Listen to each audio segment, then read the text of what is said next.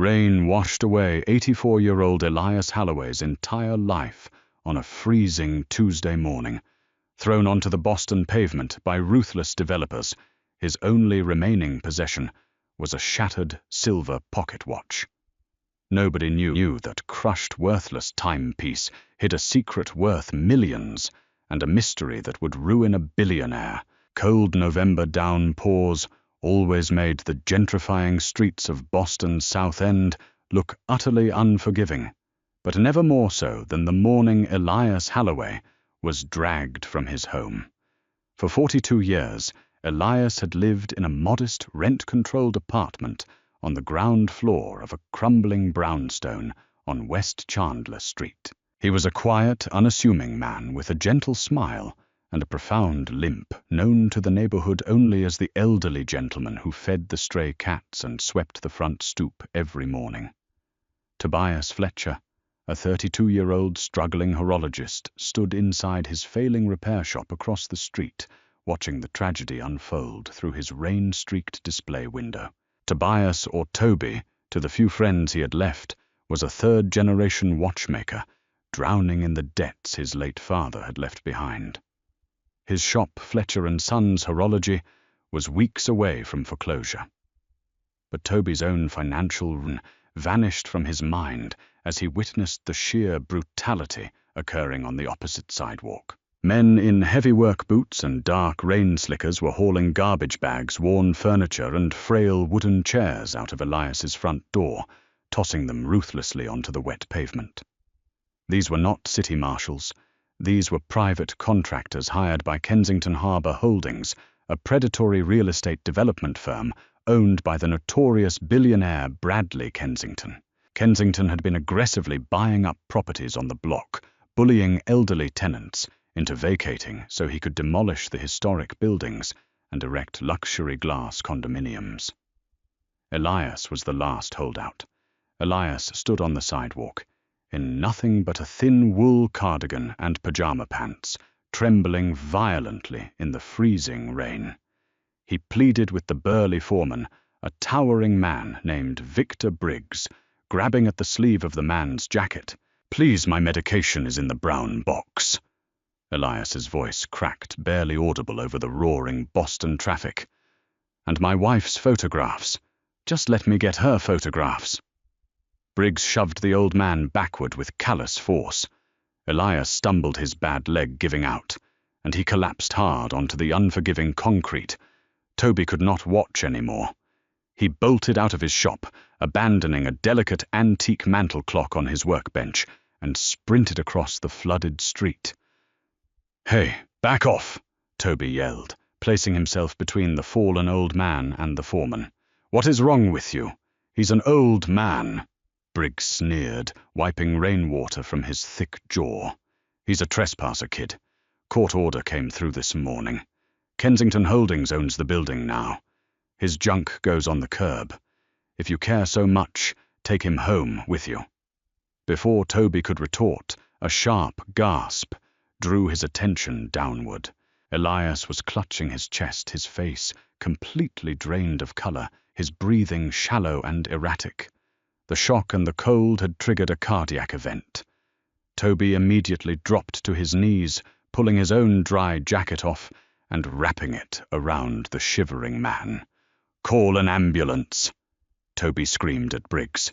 When the foreman just rolled his eyes, Toby fumbled for his own phone with shaking, oil-stained hands and dialed emergency services. As they waited for the paramedics, Elias reached into the pocket of his soaked pajamas with a trembling hand. He pulled out a heavy, tarnished silver pocket watch. It was tethered to a broken chain. Elias pressed it toward Toby, his eyes wide with a desperate, frantic energy that defied his failing heart. "Keep it safe." Elias wheezed, his grip surprisingly strong on Toby's wrist. Don't let Kensington." "I've got you, Elias. Just breathe," Toby said, trying to comfort him. But as Elias's hand went slack, the silver watch slipped from his fingers and rolled into the gutter. At that exact moment, one of Kensington's movers carrying a heavy oak dresser carelessly stepped backward. His heavy steel-toed boot came down squarely on the silver pocket watch. A sickening crunch echoed over the rain. The glass crystal shattered into 100 pieces, and the heavy silver casing caved in on itself, bending the delicate hands and crushing the intricate gears inside. The mover didn't even notice. Toby cursed under his breath, just as the wail of sirens finally cut through the dreary morning air. The paramedics rushed the scene, loading the unresponsive Elias onto a stretcher and hauling him into the back of the ambulance. Toby tried to follow, but they told him he couldn't ride along since he wasn't family. They drove away, leaving Toby standing alone in the rain amidst the scattered, ruined remnants of 84 years of a man's life. Toby looked down at the gutter. Muddy water washed over the crushed silver timepiece. He knelt down and carefully picked it up. It was a disaster. The dial was cracked in half, the mainspring was visibly warped, and the casing was irreparably bent. To anyone else, it was worthless garbage destined for a landfill alongside the rest of Elias's destroyed belongings. But Toby was a watchmaker. He respected time, and he respected the sentimental weight people attached to the objects that measured it. Elias had wanted this protected. Toby wiped the mud from the shattered face with his thumb, slipped the heavy broken watch into his pocket, and walked back to his shop, vowing to fix the unfixable for the old man who had lost everything. Fletcher & Son's horology smelled of brass polish, aged mahogany, and the distinct metallic scent of clock oil. Toby sat at his well-worn oak workbench, the small brass lamp casting a harsh, concentrated halo of light over his tools. Outside, the Boston rain continued to batter the glass, but inside, Toby was lost in a world of millimeters and microscopic gears. The crushed pocket watch lay on the green felt pad before him. After visiting Boston General Hospital and learning that Elias was in the intensive care unit, heavily sedated, and unable to receive non-family visitors. Toby had returned to the shop with a singular obsession. He would restore this watch. He secured his jeweler's loupe over his right eye and examined the wreckage.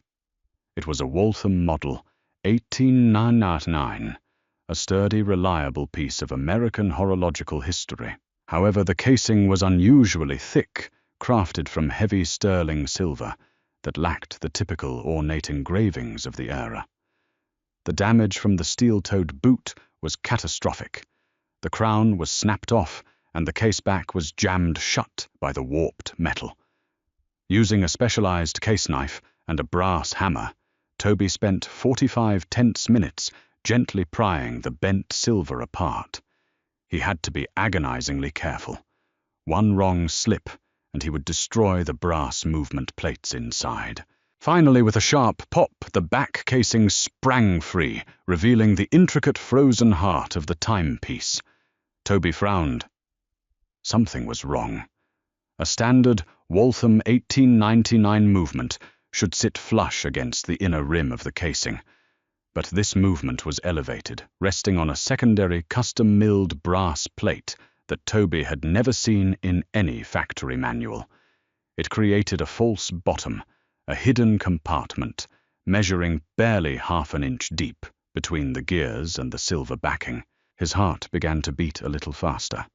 He used his anti-magnetic tweezers to delicately lift the entire mechanical movement out of the case. Beneath it, nestled in a carefully carved recess, padded with ancient hardened velvet, was a small bundle wrapped in oilcloth. Toby held his breath. He picked up the bundle with his tweezers. It was heavy for its size.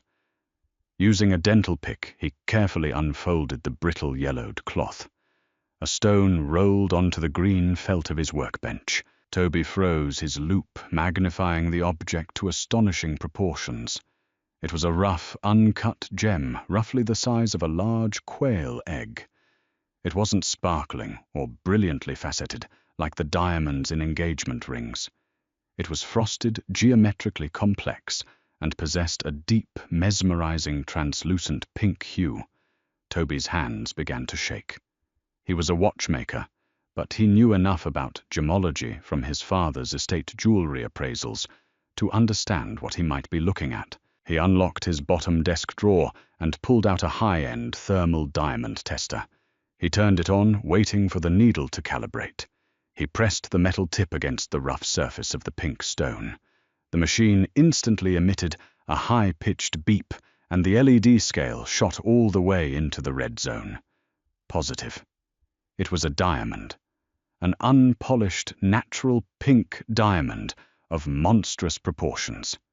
Dear God, Toby whispered the sound, evaporating into the quiet shop. A colored diamond this massive, even uncut, wasn't just valuable.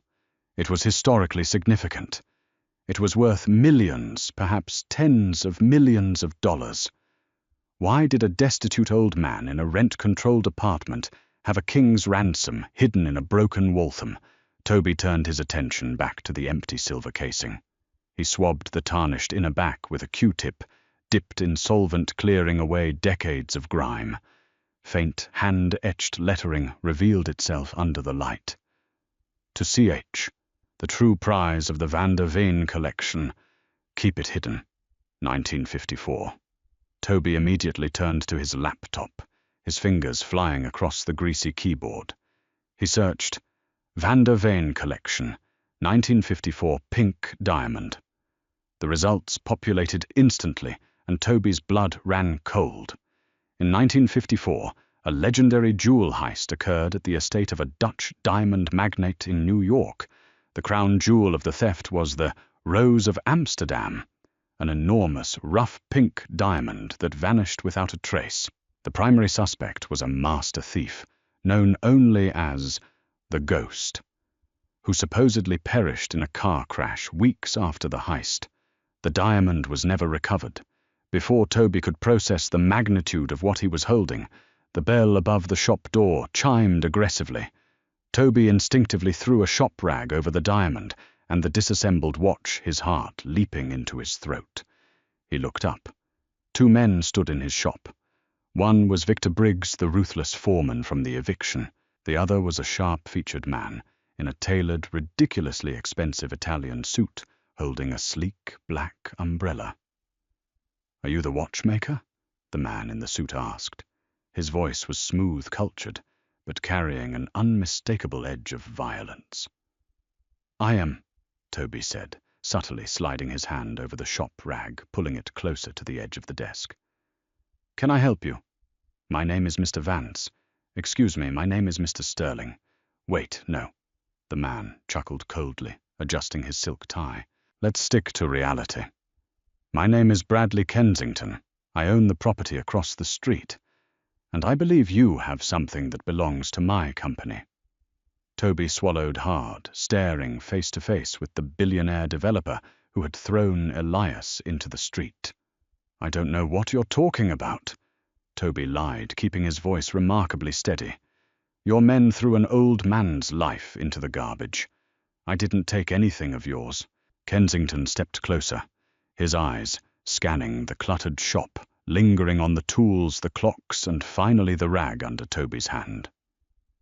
"Elias Holloway is a thief," Kensington said softly, leaning over the counter.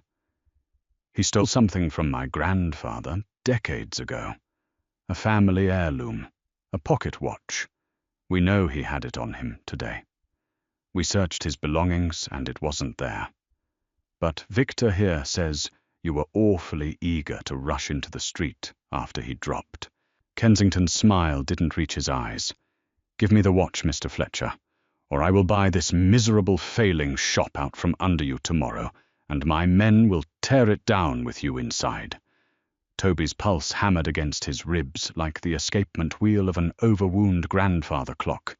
He stared at Bradley Kensington, acutely aware of the billionaire's expensive cologne masking the distinct metallic scent of the shop.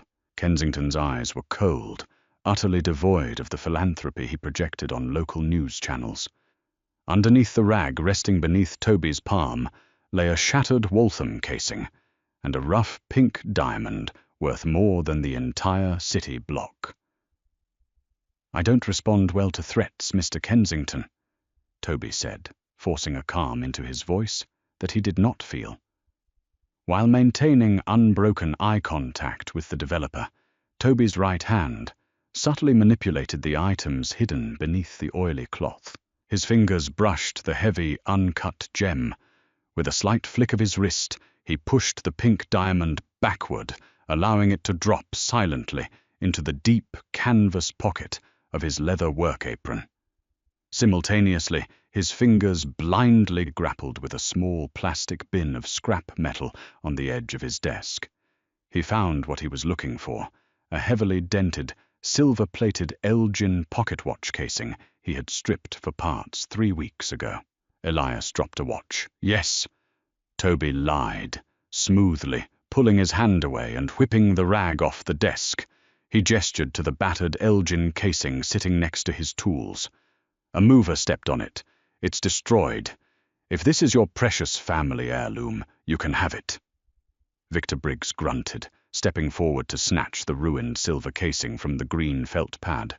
He turned it over in his massive, calloused hands, inspecting the shattered glass and the warped metal. Briggs held it up for his boss to see. Kensington's lip curled in disgust. He did not ask for a jeweler's loupe, nor did he possess the horological knowledge to recognize the difference between a late-century Elgin and a custom-milled Waltham 1899. He only saw a crushed silver watch. A pathetic piece of junk, Kensington sneered, though a flicker of undeniable relief washed over his sharp features. He pulled a silk handkerchief from his breast pocket, wiped his hands, as if the very air of the shop had contaminated him, and turned toward the door.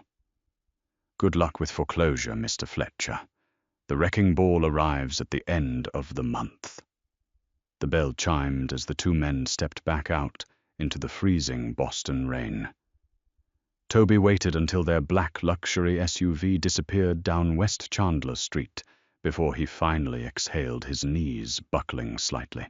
He reached into his apron, pulling out the rough frosted pink stone. It felt impossibly heavy.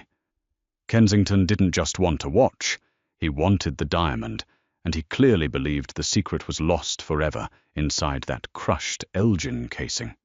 Toby immediately locked the front door of Fletcher & Sons, flipped the sign to closed, and bolted to the back room. He opened his father's heavy iron floor safe, placed the uncut diamond and/or the real Waltham movement inside, and spun the dial. He had to speak to Elias. By 3 o'clock that afternoon, Toby was navigating the sterile, brightly lit corridors of Boston General Hospital.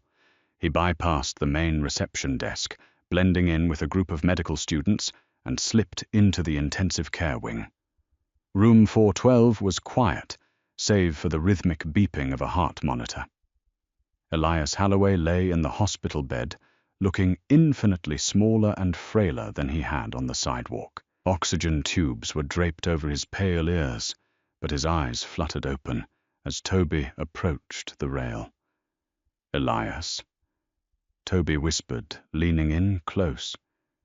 "It's Toby, from the watch shop." The old man's cloudy eyes focused. A weak, trembling hand reached out, grabbing Toby's wrist with surprising desperation. "The Waltham." "It's safe," Toby assured him quickly, keeping his voice incredibly low. "Elias, listen to me. I opened the false back. I found the stone, the pink diamond." Toby expected panic, but Elias merely closed his eyes, a profound, heavy sigh escaping his cracked lips. "The rose," the old man rasped. "You found the rose of Amsterdam." "Kensington came to my shop looking for it," Toby urged, pulling up a plastic chair. "He thinks he has the watch now, but I gave him a fake." "Elias, why do you have a stolen diamond from 1954? The internet says it was taken by a thief called the Ghost." A bitter, humorless smile touched Elias's face. The Ghost wasn't a thief. It was a partnership. 2 men. My older brother, Charles Holloway, and William Kensington, Bradley's grandfather. Toby listened in stunned silence as the real history of the 1954 heist spilled from the old man's lips.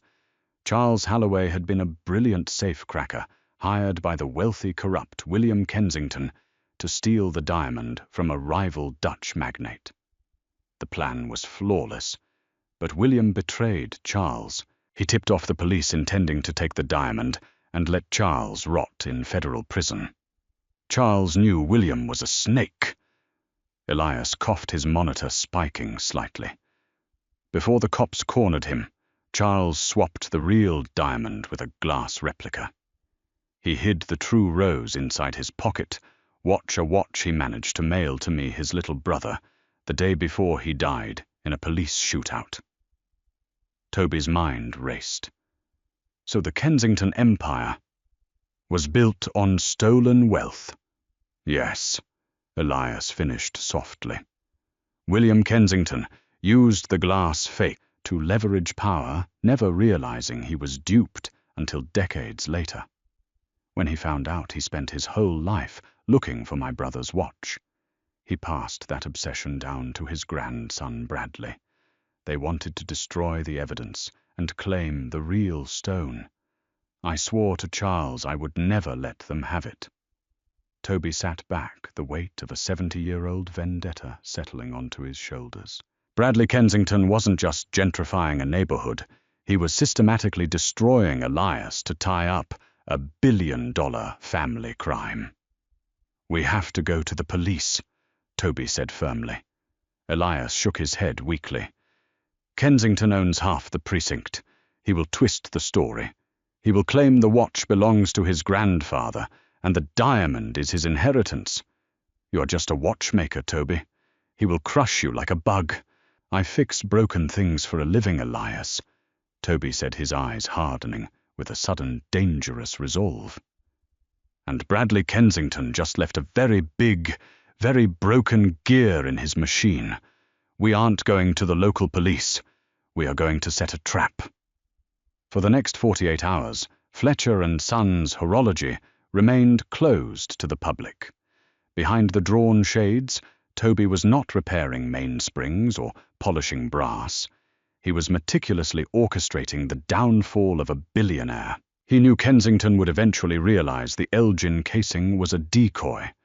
A man that, wealthy and paranoid, would inevitably hire a metallurgist or an appraiser to examine the ruined metal, and the moment they noticed the lack of a false bottom, Kensington's wrath would be apocalyptic. Toby had a very narrow window to act. Using encrypted messaging channels he learned from his younger, tech-savvy sister, Toby reached out to two specific entities. The first was the FBI's art crime team in Washington, D.C., bypassing local Boston authorities entirely. The second was a fiercely independent investigative journalist named Clara Mitchell, renowned for exposing corporate corruption and immune to Kensington's financial intimidation. Toby laid out the bait. He sent an anonymous email to Kensington Holdings' private server. It contained only 3 things: a high-resolution photograph of the rough pink diamond resting on the factory serial number of the Waltham 1899 movement, a copy of the etching from the silver case to C.H., the true prize of the Van der Veen collection. A time and place: Fletcher & Sons. Midnight. Come alone or I melt the stone. The threat of melting a diamond was scientifically absurd. Diamonds burn at extreme temperatures, but they don't melt like gold. But Toby gambled that Kensington's arrogant desperation would override his scientific logic. At 11:45 p.m. on Thursday night, the rain had finally stopped leaving the streets of the South End, slick and shimmering under the amber streetlights. Toby sat at his workbench, the single brass lamp illuminating the pink stone resting openly on the green felt pad. The shop was dead silent.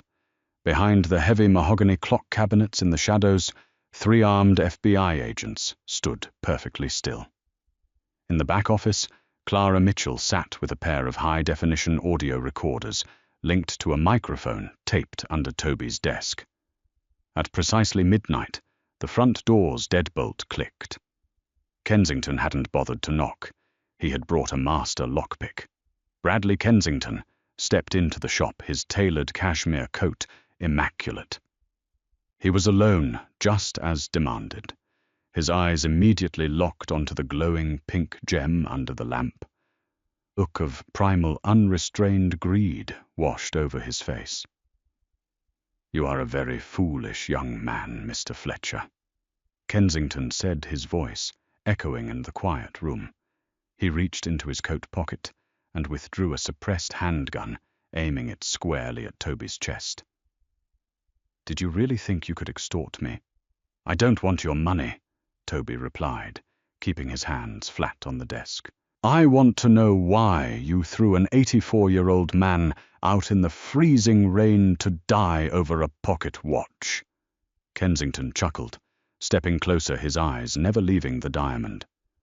"Elias Holloway is a rat sitting on a gold mine. My grandfather William planned that heist. He orchestrated the theft of the Rose of Amsterdam. Charles Holloway was just hired help who got greedy and stole it from us. So your family didn't own the diamond," Toby pressed, ensuring the microphone caught every syllable. "Your grandfather stole it from the Dutch.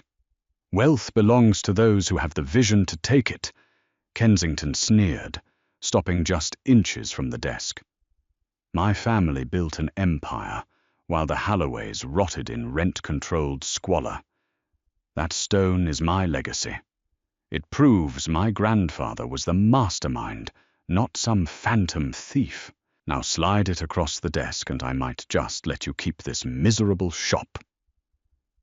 Toby didn't move the diamond. Instead, he looked past Kensington and nodded into the darkness. "I think we've heard enough, Mr. Kensington," a commanding voice rang out from the shadows. The overhead fluorescent lights slammed on, blindingly bright. Kensington whipped around, his gun raised, but he froze.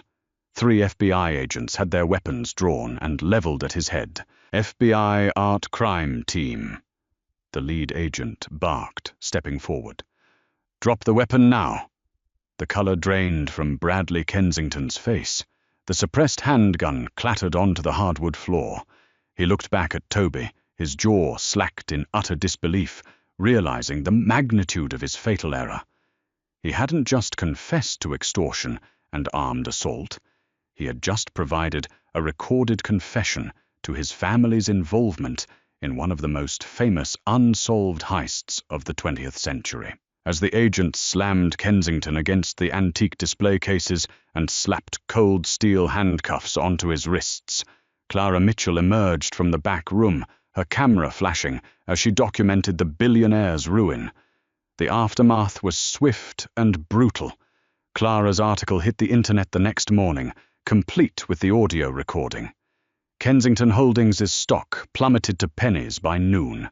The federal government seized the company's assets, freezing the development on West Chandler Street indefinitely. The Rose of Amsterdam was officially authenticated, and per international law returned to the descendants of the Van der Veen family in the Netherlands. Because the stone was legally recovered from a secondary crime scene by a civilian, Toby and Elias were entitled to a standard international finder's fee.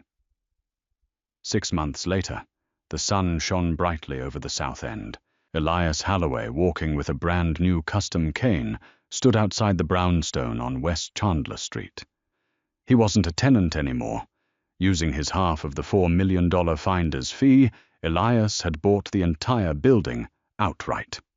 Across the street, Fletcher & Sons Horology boasted a new awning and a fully restored storefront. Toby sat at his workbench in the warm afternoon light. He was carefully assembling a beautiful, pristine Waltham 1899 pocket watch. It didn't hold any hidden diamonds or dark secrets. It was just a watch rebuilt from the ground up, keeping perfect time. He polished the silver casing, smiled, and prepared to walk it across the street to give it to an old friend. Wow, what a story. If you were captivated by this incredible tale of hidden treasure, billionaire takedowns and justice for an old man, please hit that like button. Share this video with your friends who love real-life mysteries, and don't forget to subscribe to our channel for more amazing storytelling and historical twists. Ring the notification bell so you never miss an upload. Let us know in the comments what you would do if you found a secret diamond.